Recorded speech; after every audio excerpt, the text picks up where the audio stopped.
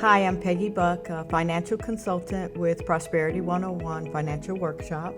I'm here today to just help you with getting your money in order. I'm here for the short series, So You Wanna Start a Budget.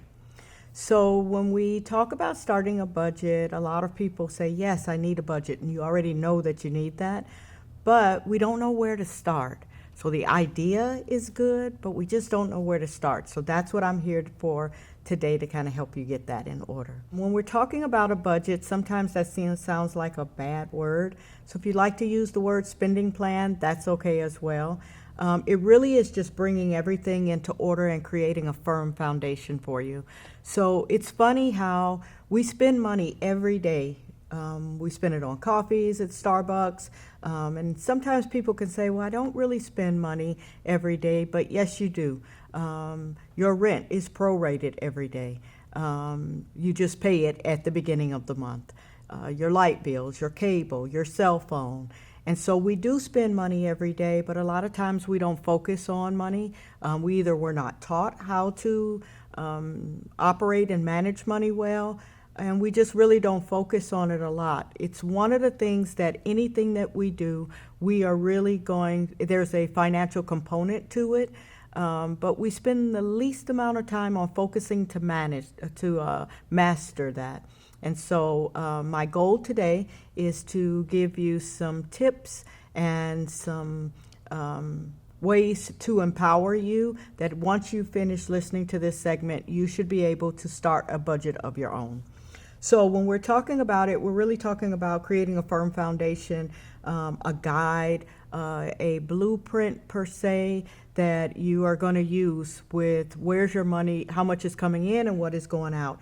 The other thing is it's really putting it in order. Anything that you don't have in order is very chaotic. You don't have a handle on it and you're not able to manage it. When we are doing this as well, we're talking about putting it in order and it being a way where God blesses order. He doesn't bless chaos. He's not in the midst of that. So you can learn to use a budget, but I have learned in my life as well, when I put God in the mix of it as well, God does not add or subtract, he multiplies, and so he makes it bigger. Whatever I give to him, he gives back to me in more abundance. But even with partnering with him, I have to show him that he can trust me with the money that he has given me. So when we think of order, let me simplify it for you a little bit more. All of us have closets that if we opened the door, something would fall out of the closet. And so what we're doing is basically today opening that closet door, taking everything out, putting it in 3 different categories. 1, you're either going to get rid of it and not use it again. 2, you may give some of it away. And 3, when we put it, what we keep back into the closet, we're putting it back in order. So the first thing we need to do after I've gone through all that with you is take a deep breath and let's dive in, because looking away from it is not going to solve your problem. It's not going to make you different, and it's not going to add a different new behavior for you. So take a deep breath and let's dive in. The first thing that I will tell you as well is think of yourself as being the CEO of your own company. Every company that is a profitable company has checks and balances, and you have to measure the progress on whether it's profitable or not. Think of yourself as being the CEO. First thing we need to know is, where are you? Where are you in this situation? And again, don't worry about if it's not as profitable or if it's not what you really want to see. The only way you get past that is to start doing the work. So you want to look at basically your expenses. Let's take those first. The expenses you want to look at is your rent, your lights, your gas, the things that are needs that you literally need to live off of. You also want to take into account of that. Remember I said we're going to partner with God. What are your tithes? What are your offerings? Are you paying yourself? Do you have a savings and an emergency? And then regular expenses after that. I would also include gym memberships, entertainment and dining out, groceries. So you want to make a list of all of your expenses. The next thing you want to do, and be honest with those expenses. I always say round up on expenses, down on income. So if an expense of your light bill is like $79.80, I would round up to make that $80. Be realistic and be totally honest with yourself when it comes to expenses. A lot of times we try to say we have more income than we have expenses, and we get ourselves and plug ourselves in a hole with that. You don't want to do that because that's just defeating the purpose. The second thing you want to do is look at your income. What income do I have coming in? If you have an actual income that you get paid once a month or twice a month, find out what that amount is. First, you want to find out what is the gross amount. The gross amount is what they are paying you before taxes. That number is important because we're going to base our tithe. Our 10% of that gross amount is what we're going to give in tithes in church once we get paid. The other amount that you want to look at is how much is your take home. That's your net income. So your gross is before taxes. We pay God and offer up the tithe of 10% of that gross to Him. The net is what you have brought home, and that's the number that you have to work with to offset the expenses. The next thing we'll do is now go back to the expenses and put the expenses in order. The expenses should come with God first. That's your tithes and offerings. That is you coming into covenant with God. That is you saying, offering it as a sacrifice up to Him, saying, I know that you gave me this. You gave it to me and asked me for 10% of it.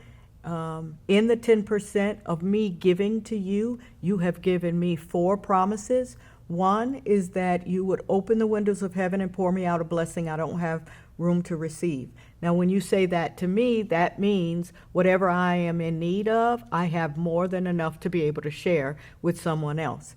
The second one is you would rebuke the devourer. So anything that would come against me, and I don't even think of that just as money, but also for my family, for my work, for my health, that any weapon that came against me would not prosper. You would rebuke the devourer. The third thing is you said that my vines will never fail to bear fruit. When I think of that, I think of whenever there is anything that I need, 1, my vines will be healthy, and 2, I can always go and get any resource or anything that I need. And the last promise that God gives us with that is people will look at you and call you a blessed land. And that literally is, people will know that I am a child of God, that I am in covenant with Him. And then it opens the door for us to bring others into Christ. So, God first, tithes and offerings. The offerings is your seed that you're sowing. In God's promises and principles, He will always say, if you do this, I will do this. And so if He's saying and whenever He asks us for something, our part is always very small. His part is humongous, mind-blowing, and you literally cannot believe that He keeps washing over you with blessings. So the tithe is the covenant connection. The offering that you're giving is your seed, and that is directly connected to your harvest. So you want to make sure that you're giving tithes, offerings. The second piece of order with your money is paying yourself. He never wants to give to us where we don't keep some for ourselves. And that is very, very healthy that 1, we're honoring God, but 2, we're following through with having something for savings and emergency. Life happens and you need a savings, you need an emergency first to cover when life happens to you, and you need a savings to back up the emergency. And then third, from what you have after that, from the net income, God first, you second, expenses third. Now, whatever is left after you've paid God and yourself, now you're going to take that, and you must fit all of your expenses into that category. So that's where I see that people run into a lot of difficulty with that, because 1, we may be paying tithes, but we don't do it regularly. 2, we never pay ourselves. Savings and emergency, what is that? Or we just think savings and leave it at that, where savings is supposed to be something that's not touched, and emergency is what we build that fund up to be able to address things that happen in life, any emergencies that come. One thing that I do speak about also, and I'll kind of throw out there as we do the series, is what we call Peggy's Pearls. And that is, you really cannot manage what you don't measure. So you have to have these things written down. A lot of times we have it just in our head. It must be written down. There's something about writing it down, looking at it. It's going to help you to stay on point. It's going to be checks and balances for you as well. So when you look at your expenses, you want to look at them and you want to divide them into needs versus wants. A need is something that we literally have to have. If life pushes your back up against a wall, what are the things that you really need? You need food, you need shelter, you need a cell phone to be able to communicate to get that next job, you need transportation to get there, so you need the car insurance. Do you need entertainment and dining out? No, that would be a want. Do you need clothes, extra clothes? That would be a want. So you need to know the difference between needs and wants. Another exercise I would tell you after you write that down is add up how much your wants are. And then if you are in deficit and you don't have enough money with the income that you bring in to cover all of your expenses, begin to cut the wants. And when you begin to cut the wants, you'll be able to bring yourself back into balance. Another word, this is a Peggy's Pearls, but it wasn't for me, it's from Bishop Jakes, that I heard that like shocked me into reality. You don't want to spend your money on what you want and then have to beg for what you need. If you have to say that over to yourself over and over and over again, you don't want to do that. Another tip I will give you as far as expenses is concerned, if you see that there's a pattern of where you spend the majority of that money, whatever you've allocated, take that money out and put it in cash. And that's how you will have to be able to make a right now decision on whether you need to spend it or if you want to hold on to it. And we have free will, so you can spend it, but if you spend it all now, you won't have more for later. Those are just some tips that will help you. It is discipline and consistency that you need to be able to walk out the budget. I will tell you from my own experience, once you do it, your life will change. You will be able to become friends with your money. You will know that money is a resource and a resource only. God is our source. And you'll be able to look at it a different way. So the last thing that I will tell you as well is be specific in the amount. Once you've done your budget and you've subtracted the expenses from the income that you have coming in, if there is a negative number, there's no worry with that. God said He is our provider. He literally is our provider.